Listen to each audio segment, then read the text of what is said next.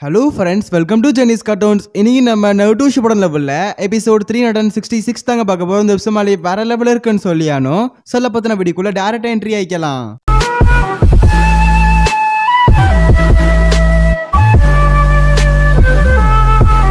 கதையோட ஸ்டார்டிங் சீன்ல அந்த 4 லெஜெண்ட்ஸையும் எப்படி நம்ம ஓரோச்சிமாரு உயிரோட கொண்டு வந்திருப்பான் போன எபிசோட்ல. பட் வந்த உடனே செகண்ட் ஓகாகே அண்ட் ஃபோர்த் ஓகாகேக்கெல்லாம் வந்து செம கோவம். ஏன் இப்படி அவன் பண்ணியிருக்கான், ஏன்னா வந்துட்டு இந்த ரீப்பர் தட்சியில வந்து எப்படி அவன் அண்டு பண்ண முடியும் அப்படிங்கிற மாதிரி ரொம்ப வந்து கோவத்துல இருப்பாங்க. அதே மாதிரி மினாட்டோ கேட்பாரு, நீ எப்படி அதை பண்ண அப்படின்னு சொல்லிட்டு. அண்ட் இந்த மாதிரி இந்த ரீப்பர் தட்சியிலே வந்து உசுமாக்கி கிளானை சேர்ந்த ஒரு ஜுட்சு, ஆனா அதுதான் அவங்க தயாரிச்சிருக்காங்க. ஆனா அதே மாதிரி அந்த ஜுட்சுவை பத்தி நிறைய ஆராய்ச்சி செஞ்சிருக்கான் ஓரோச்சிமாரு. ஏன்னா உசுமாக்கி கிளான்ல வந்து எப்படிலாம் என்னென்ன பண்ணிருக்காங்க எல்லாத்தையும் வந்து டீப்பா அனலைஸ் பண்ணி கடைசியில எப்படி இந்த ரீப்பர் தட்சியில அண்டு பண்றங்க மேட்டரை முத கொண்டு வந்து எடுத்திருக்கான் ஓரோச்சிமாரு. அண்ட் இந்த இடத்துல ஹாஷிராமா ஷென்ஜு வந்துட்டு மினாட்டோவை யாருன்னு கேட்பாரு. ஏன்னா வந்து மினாட்டோவை பிறக்கிறதுக்கு முன்னாடியே நம்ம தலைவன் இறந்துட்டான்ல, அதனால யாருன்னு கேட்பாரு. நான் தான் ஃபோர்த் ஓகாகேன்னு அவ ஸ்டைல்ல வந்து கெத்தா சொல்லுவான். ஆனா அதே மாதிரி ஹாஷிராமா வந்து ஒரு வார்த்தை கேட்பான், மினாட்டோவால ஒன்னும் சொல்ல முடியல. ஏன்னா இந்த வில்லேஜ் ஸ்டேபிளா இருக்கான்ற மாதிரி ஒரு வார்த்தை கேட்பான் ஹாஷிராமா. பட் இந்த இடத்துல வந்து மினாட்டோவால இது சொல்ல முடியல. அப்ப ஃபிஃப்த் ஓகாகே யாரு அப்படின்னு சொல்லி வந்து கேட்பாங்க. ஆனா அந்த சமயத்துல உங்க பேத்தி சுன்னாடே தான் அப்படிங்கிற மாதிரி சொல்ல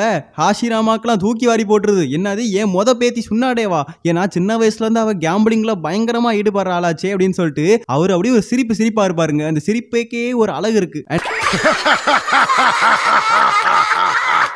சூய்கெட்சுலாம் இதை பார்த்துட்டு என்னடா இது காட் ஆஃப் சினோபிங்கிற மாதிரி சொல்றாங்க, அண்ட் வந்து இவரெல்லாம் பெரிய லெவல்ல சொல்லிட்டு இருக்காங்க, கடைசியில பார்த்தா அவர் இப்படி இருக்காருங்கிற மாதிரி வந்து யோசிச்சுக்கிட்டு இருப்பான். அண்ட் டோபி ராமாக்கெல்லாம் செம கோவம். ஏன்னா இந்த ரியனிமேஷன் ஜுட்ஸோ யூஸ் பண்ணி எங்களை 2வது தடவை இந்த இடத்துல வர வச்சிருக்கியே அப்படின்ற மாதிரி கோவப்பட்டாலும் இந்த இடத்துல வந்து ஏன் எப்படி நீ இதெல்லாம் பண்ண அப்படின்னு சொல்லி வந்து ஓரோச்சிமாருவை பார்த்து கேட்கிறப்ப இதெல்லாம் ரொம்ப சிம்பிள்ங்க, நீங்க கிரியேட் பண்ண ஜுட்ஸு நிறையாவது பிரச்சனையில கொண்டு போய் விட்டுருக்கு, சிலது ரொம்ப ரொம்ப ஈஸியா இருக்குன்ற மாதிரி வந்து அழகா சொல்லுவான். ஆனா அதே மாதிரி தேர்ட் ஓகாகேலாம் இந்த மாதிரி வந்துட்டு ஓரோச்சிமாருவை வந்து தடுக்கணுங்கிறக்காக ஓரோச்சிமாரு ஜுட்ஸு யூஸ் பண்ணக்கூடாதுங்கிறக்காகவே வந்து என்ன பண்ணியிருப்பாரு, அவர் உயிரை வந்து தியாகம் பண்ணியிருப்பாரு.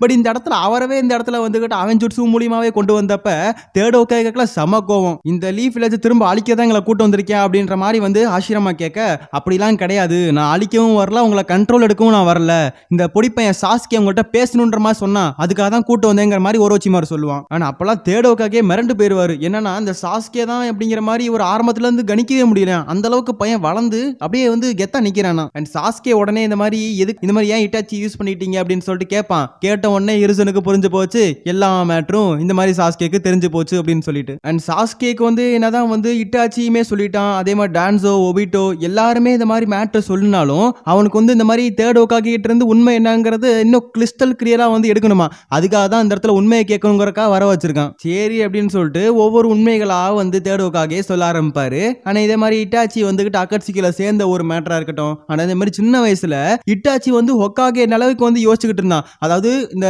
வில்லேஜோட ஃபியூச்சரை பத்தியே வந்து சின்ன வயசுல இருந்து யோசிக்க ஆரம்பிச்சிட்டா இட்டாச்சி. ஆனா அதே மாதிரி அவன் கிளானை பத்தி சுத்தமா கண்டுக்கவே இல்லை, கிளானுங்கிற ஒரு வார்த்தையே எடுக்கல, எல்லாமே அவனுக்கு வந்து லீஃப் வில்லேஜ் மட்டும் தான் இருந்துச்சு. ஆனா அப்படிப்பட்டவன் தான் வந்து இட்டாச்சிங்கிறத ஒவ்வொன்னா உடைக்கிறாரு நம்ம இருசன் சருட்டோபி. அண்ட் என்னதான் பெரிய பெரிய மிஷன்லாம் இட்டாச்சிட்ட கொடுத்தாலும் அதை அசால்ட்டா முடிச்சிருவான். ஆனா அதே மாதிரி இந்த மாதிரி யுச்சியா கிளான்னால வந்து பெரிய பிரச்சனையே வர இருந்துச்சான், அதாவது ஒரு வாரே வந்து வர்றதுக்கான நிலைமை இருந்துச்சான். பட் அதெல்லாம் தடுத்து நிறுத்தினது இட்டாச்சி தான். ஆனா அவன் தான் இந்த லீஃப் வில்லேஜ்க்கு எதுவும் ஆகக்கூடாதுங்கிறக்காக அந்த பெரிய ஒரு வாரவே வந்து அவனா வந்து சாக்ரிஃபைஸ் பண்ணிக்கிட்டான், அதுதான் உண்மைங்கிறத ஒவ்வொன்றத்தையும் இருசன் சருட்டோபி சொல்ல.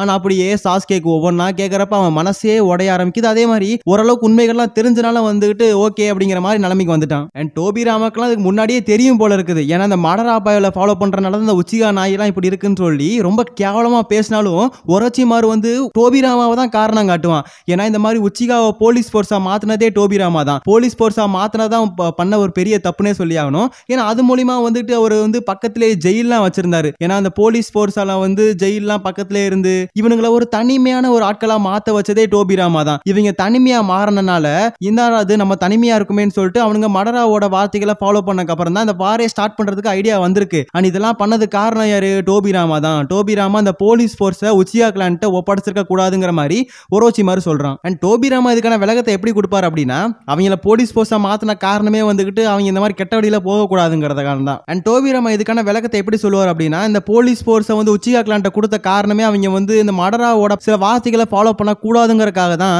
இந்த மாதிரி நான் பண்ணேன். பட் கடைசியில் இப்படி ஆகும்னு எனக்கே தெரியாம போச்சுன்ற மாதிரி சொல்லுவாரு. அண்ட் இந்த உச்சிகா கிளானே கிட்டத்தட்ட ஒரு ஈவில் மாதிரிதாங்கிற மாதிரி டோபிராமா சொல்ல சொல்ல சாஸ்கேயோட மூஞ்சியை பார்க்கணுமே, அவன்லாம் அப்படியே மூஞ்சியை உருன்னு வச்சிருக்கான். அதுக்கப்புறம் சாஸ்கேவே இந்த மாதிரி டோபிராமா கிட்ட கேட்பான், நீங்க வந்து என்னென்ன தெரிஞ்சிருக்கோ அதெல்லாம் சொல்லுங்க, உச்சிகா கிளானை பத்தி உங்களுக்கு என்னென்ன தெரியுமோ அது எல்லாத்தையும் சொல்லுங்கிற மாதிரி கேட்பான். அண்ட் இந்த மாதிரி உச்சிகா கிளானும் செஞ்சு கிளானும் ஆரம்ப காலத்துல இருந்தே ஒரு பெரிய எனிமீஸ், ரெண்டு பேரும் மாத்தி மாத்தி சண்டை போட்டுக்குவாங்க அப்படின்னு சொல்றப்ப இந்த ஈர வெங்காயம் எனக்கும் தெரியும், நீங்க வந்து எதுக்காக இந்த உச்சிகா கிளானை ஈவில்னு சொன்னீங்க, அதுக்கான பதில மட்டும் என்ன சொல்லுங்கன்ற மாதிரி சாஸ்கே கேட்பான். அண்ட் இந்த மாதிரி உச்சிகா கிளானுக்கு மட்டும்தான் இருக்கிறதே இந்த எமோஷன் அன்பு எல்லாமே அதிகம். மற்றவங்க மேல அன்பு வைக்கிறதுல வந்து உச்சிகா கிளானை அடிச்சுக்கவே முடியாது.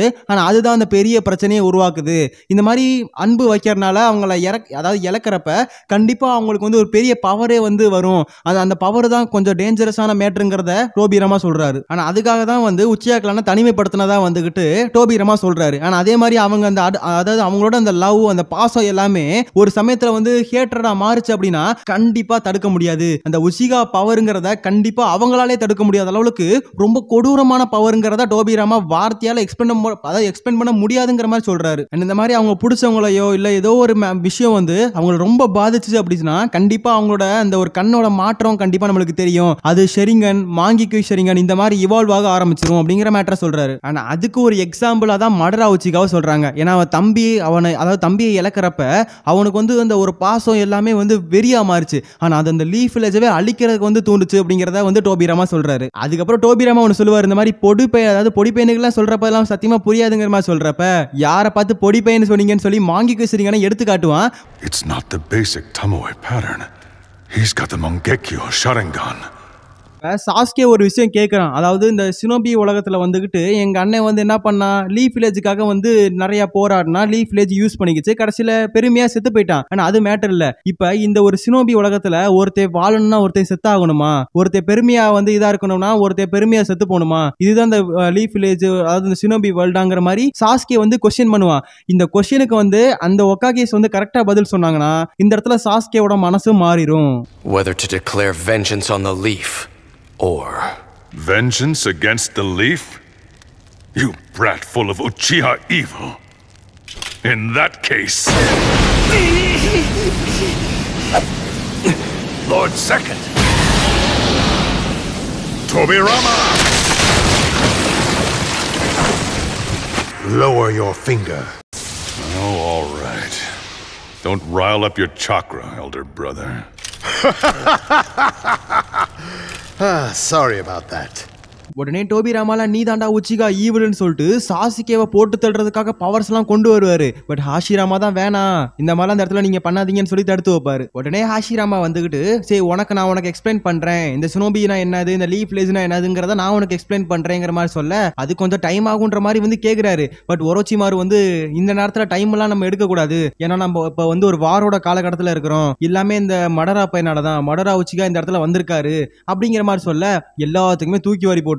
அண்ட் ஆஷிராமால அதை அசால்ட்டா சொல்லுவாரு, ஐய அந்த கிறுக்கு பையன் வந்துட்டானா அப்படிங்கிற மாதிரி அசால்ட்டா சொல்லுவாரு. அண்ட் டோபிராமாக்கு ஏதோ ஒரு சக்கரா வந்துகிட்டு சென்ஸ் பண்ணிட்டே இருக்குமா வெளியே. அண்ட் மினாட்டோவுக்கு தெரிஞ்சு போச்சு இது நைன் டெயில்ஸோட நருட்டோட சக்கரா அப்படின்னு சொல்லிட்டு. இவருக்கு என்ன ஆச்சரியம் அப்படின்னா நைன் டெயில்ஸோட சக்கராவும் நருட்டோட சக்கராவும் ஒன்னா வருது, அதுக்கான அர்த்தம் என்ன, ரெண்டு பேருமே ஒன்னு சேர்ந்துட்டாங்களா அப்படிங்கிற மாதிரி ஆச்சரியத்தோட பாத்துக்கிட்டு இருப்பாரு. உடனே நம்ம வாருக்கு போய் ஆகணும்னு சொல்லி டோபிராமா வந்து சொல்ல அண்ட் ஒரோச்சிமாரு நான் விட மாட்டேன், நீங்க என்னோட கண்ட்ரோல்ல தான் இருக்கீங்க, நீங்க வந்து ஃபர்ஸ்ட் சாஸ்கே கேட்ட கேள்விக்கு பதில் சொல்லிட்டு அதுக்கப்புறம் நீங்க என்ன வேணா பண்ண போய்க்கோங்க அப்படிங்கிற மாதிரி ஒரோச்சிமாரு சொல்லுவான். அண்ட் தேடோகாக எல்லாம் கத்துவாரு, டே வெளியே வார் நடந்துகிட்டு இருக்கு, உயிர் போயிட்டு இருக்கு, நீ என்னமோ கிறுக்கு பை மாதிரி கேள்வி எல்லாம் கேட்டுக்கிட்டு இருக்க அப்படின்னு சொல்ல ஒரோச்சிமாரு வந்துகிட்டு நீங்க மட்டும் சாஸ்கேக்கு இப்ப பதில் சொல்லல, நான் உங்களை யூஸ் பண்ணி லீஃப் வில்லேஜை அழிச்சிருவேங்கிற மாதிரி சொல்லிட்டு இருப்பான். அண்ட் டோபிராமாலாம் சொல்லுவாரு, போன தடவை நீ என்ன ரீமேட் பண்ணப்போ என்கிட்ட பவர்ஸ் எதுவும் இல்ல, பட் இப்ப நான் ஃபுல் பவரோட வந்திருக்கேன், இந்த ஜுட்சுலாம் உருவாக்குனதே நான் தாண்டா, என்கிட்டே டகல்டி வேலை கட்டுறியா, நான் நினைச்சா என்ன வேணா போனான்னு சொல்லி வெளியே எஸ்கேப் ஆக ட்ரை பண்ணுவாரு. ஒரோச்சிமாரு டோபிராமா ஹாஷிராமாவை ஃப்ரீஸ் பண்ணி விட்டுருவான். இருந்தாலும் ஒரோச்சிமாருக்கு இந்த இடத்துல பயங்கரமா பயம் இருக்கும். ஏன்னா